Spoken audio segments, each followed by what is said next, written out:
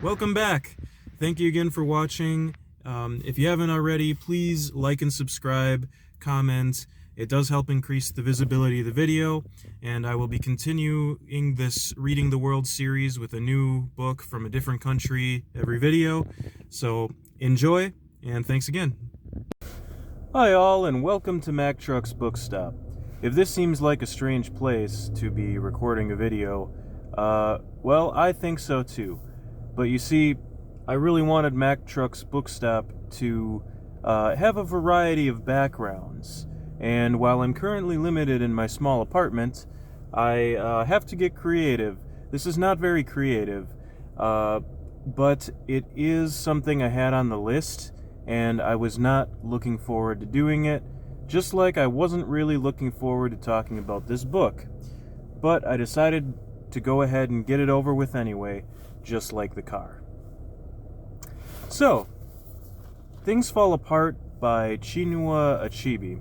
I don't know how much I'm going to have to say about this book that hasn't already been said, because it is a very well-known book, and when I was looking online, it appears to me that a lot of people are assigned this book to read in schools, either for college or high school classes.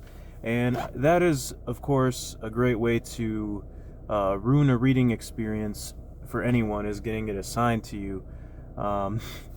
Sad but true. Once in a while there's a good one, but not often.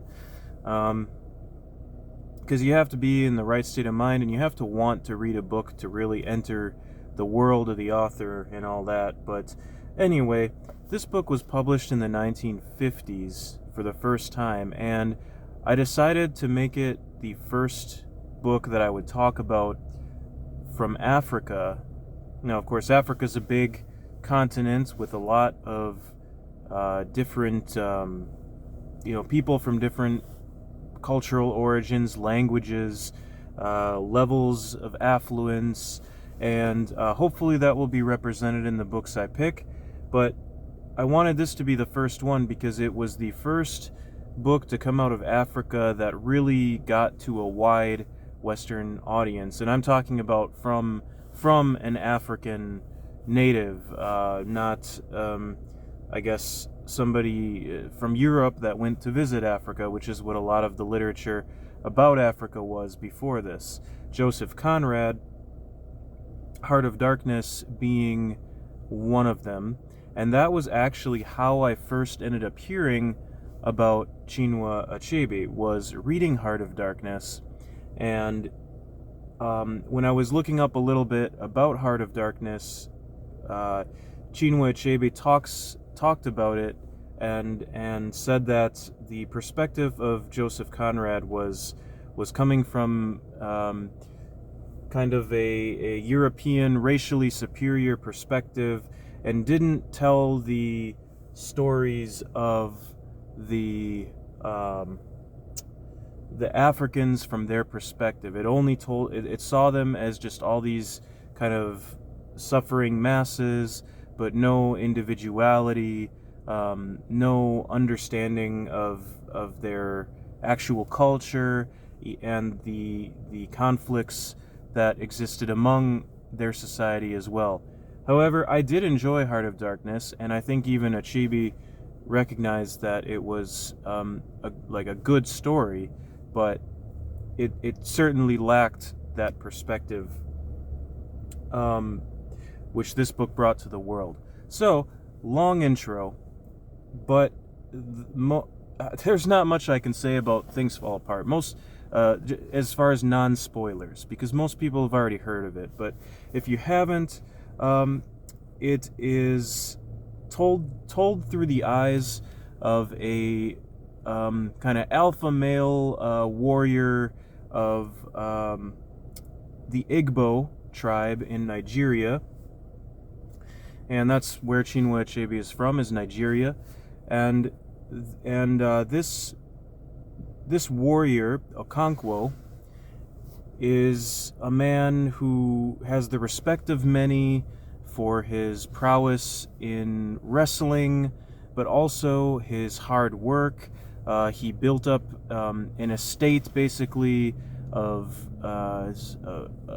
an agricultural estate in this tribe, coming from nothing. He was very poor, even by this tribe standards, and then he worked his way up to be one of the top wealthiest men of the tribe. So, and this is all before the Europeans have arrived. So this is pre-colonial Nigeria, and the fear not, though, the Europeans will arrive in this book later on, and that's part of where the title comes from, but not completely. The things that fall apart are not only external from the European colonial power that comes in, which is Great Britain. There are also conflicts within the Igbo tribe that start to cause these ruptures. Some of these are kind of backwards. Well, even I reading these, and I think even some people within the tribe would call them just sort of these backwards, these meaningless customs that the tribe has that hurt a lot of people. One of them, for example, is all twins have to be discarded into what they call the cursed forest. So any twins that are born, dead, can't have twins. Another one would be that if you die during a certain week, that's considered unholy, and you would also be your body would be discarded into the forest, and so your family members are left without you having a good burial. There's customs like these that exist that, as the reader, you're supposed to kind of recoil at, but then of course there's a lot of great scenes in the book and dialogue in the book that works the culture into everyday life in a way that there's no kind of the experience of the Igbo culture in this book is not forced at all. It's very seamless into the way the characters interact, into the way that the characters talk to each other. So it's a really good kind of anthropology perspective for a person who's interested in learning about a culture. But just like many cultures, it also comes with its dark side. So you experience this culture, you follow this character of Okonkwo, and his goal is to gain all of the titles, essentially, of his tribe. So you earn certain titles through feats during your life, through achievements, and he is just very ambitious, which is unlike his father, and also unlike his son. His son is more like his father, which he resents because, not hardworking, kind of more what he would call womanly, which is interesting, and I'm going to talk about that in the, I guess, non-spoiler section. So basically, in a nutshell, it's Okonkwo, a great warrior of the Igbo tribe, and his experiences of the conflicts within and without the tribe as the colonial powers come in. That's the most broad, I guess, sense of it I can give you, and it takes place somewhere in like the 1890s. So now I'm going to go into the spoiler section. I guess before I do that, I just want to say, what do I think of it? Is it worth reading? Yeah, I think it's good to read. I think it's good. Was it my favorite of the books that I've read so far? No. But it was a quick read, and it was easy to read, but also very, like, a hard subject, and it's not a happy book. So, and there's very little, there's very little uplift for the hardship in the book either, as there was in, say, The Mountain Sing, which I reviewed 2 videos ago. So that's all I'll say about it, and then I'll just talk more freely about what I thought, which probably won't be too spoilery anyway, but yeah. So the most interesting thing that came out of this book to me is that I fell into the, I don't know if you want to say trap, of projecting modern day values onto an old, not old, but a book that was written a long time ago, and modern day ideas. And so I don't think any of what I'm about to say is intentional, but one of the most interesting conflicts of the book to me personally was the son of Okonkwo kind of rebelling against the male-dominated culture of the Igbo. And not so much rebelling, but he's just kind of, he's lazy, he doesn't assume responsibility, he doesn't have the same ambition and drive as his father, he likes listening to his mother's stories, and eventually later in the book, he abandons Okonkwo for the missionaries, the Christian missionaries that come to the land. And he does this because the stories of the missionaries, the biblical stories, appeal to him and remind him of the stories that his mother would tell him. And that's another thing I haven't mentioned yet, but probably should have in the first part, was that this is a very male-dominated society, and it's very like the warriors. The wealthier you are, the more wives you can support. You can have many wives. I think Okonkwo has 3, if I'm remembering right. I read this like a few weeks. It's been a few weeks now, but yeah. So, and he doesn't treat any of them very well by today's standards at all. So, women are expected to serve men. This is just part of the culture, and beating them is not out of the question either, and it's not something you're punished for in this culture, unless it's during a certain week where you're not supposed to cause any trouble. Yeah. So, anyway, there is some sense, and I kind of identified with the son of Okonkwo to some point, to some level, and could relate to him wanting to leave this culture. And you can almost see the incoming missionaries in the beginning as better, and especially from our modern day perspective.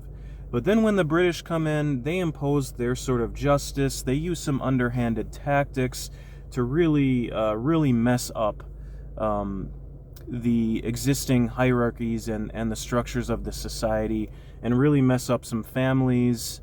And you definitely see the dark side of the British colonialism and how they use the missionaries kind of to soften things up, and then enforce justice based on any resistance to the missionaries or the imposed taxes that come in. But there's also talk about how, there's a market suddenly when they come in. So there's some economic improvement. There's access to goods that have never been seen before. At the same time, this culture isn't totally backwards. They have guns. There's one part in the book, a very important part, where Okonkwo is expelled from the tribe because he accidentally shoots somebody during a ceremony. I actually thought that plot twist was kind of coincidental, kind of forced. I don't know. I was like, really? Okay, so he accidentally the gun misfires and accidentally kills someone, and then even Okonkwo is expelled from the Igbo tribe for basically this belief that if you unintentionally kill someone, that still requires you to go into exile. So he's not expelled, he's exiled, and he has to go live with the mom's side of the family, which he views as shameful. And they treat him really well on the mom's side of the family, but Okonkwo has this deep fear of being perceived as weak, of not achieving his dreams, of going back to the poverty that his father kind of left him in because of his father's debts. Now his father, again, was like the son that he has.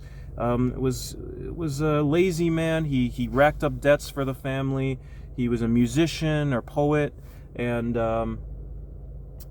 definitely left Okonkwo with a lot of debts and a lot of problems. So he rejects sort of that. Yeah, you can see that side of it too, and while Okonkwo's fear just kind of mounts and mounts throughout the book. His, and in the beginning, the fear is more related to his son not following in his footsteps, or losing his one of his daughters, who's an important character. He really likes one of his daughters and always says, like, "Oh, you should have been my son," his eldest daughter, I believe from his second wife. But regardless, the eldest daughter is an important character and kind of his favorite, but he just laments, "Oh, but she's not a man."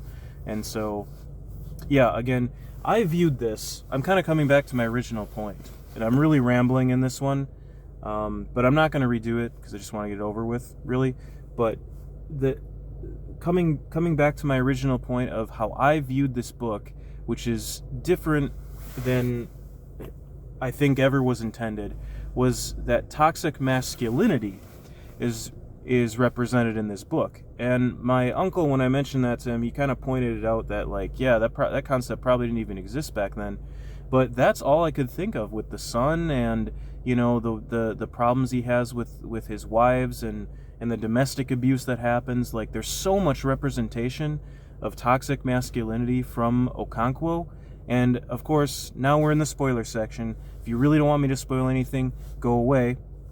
Okonkwo ends this book by hanging himself because he kills a British magistrate out of anger, because he sees that his tribe is not going to do anything to stop what's happening. They're not going to do. His tribe will not unify and not stop the missionaries and the British and the justice and the soldiers that they're bringing in. They're not going to stop them. The British are coming in doing what they want. Okonkwo tries to rally them against them, but he realizes it's not going to happen. So he just lashes out of anger, chops off a guy's head, a British magistrate's head, and then the next day they come pretty much ready to take him away and probably get tried and executed, but then he decides to just do it himself. And it's just such a sad ending. It's a very sad ending. But, and you feel for Okonkwo. It's easy to feel for Okonkwo despite, him displaying all these values that we consider the toxic masculinity. But you could also view it from the perspective that, he got kind of what was coming to him. You could read it that way. I don't really, because I recognize that these things were part of the culture, but the idea that this sort of expectation to be a masculine warrior, in this sort of, like, Okonkwo saying his son was womanly and stuff, kind of drove his son to leave the tribe and join the missionaries. That being such a central thing in the story kind of made me look at that as a major theme, or something that the author wanted to talk about. But and I don't really know. The other people I've listened to on YouTube have talked about that kind of fear, the fear of Okonkwo destroying how fear can destroy a man, is a major, kind of the major theme of this story. Things Fall Apart being the name of the book. Again, as I mentioned at the beginning of the video, it represents what's happening in Nigeria as a whole, to the tribes, as the missionaries and the British come in, but also what's happening to Okonkwo internally, and as he sees this happening. So it's, yeah, and it's just it's a very depressing book. It gives you a window into what happened, and I think really Chinua Achebe's, I'm probably pronouncing his name wrong, but I think really his purpose behind this story was to show from the African or the Nigerian perspective what this conflict was a lot bigger than just tribes versus the colonizers. There were all of these things that divided people already. There were a lot of customs that needed to go, and that there was a failure to adapt on part of these tribes and on part of people like Okonkwo, the leaders of these tribes. A failure to adapt to what came in. And again, I had a hard time getting any sort of life lesson out of this book. It is really just, and I think when it came out at the time, it was like, here is a perspective that does not exist in the world of Western literature, and that in itself was revolutionary. Nowadays, I don't know if it holds the same impact. And when I mentioned it to somebody else, they said, "Oh yeah, that's the book about the yams, right?" Yeah, there's a lot of talk about yams in this book. I love how I just keep talking as if the people who haven't read this book are still watching and still learning about it. Maybe you are. I just assume maybe there's people that ignore my spoiler warnings and watch through anyway. That's being generous. I don't know if anyone's watching to this point, but if you are, thank you so much. And please like and subscribe. I forgot to say that at the beginning of the video.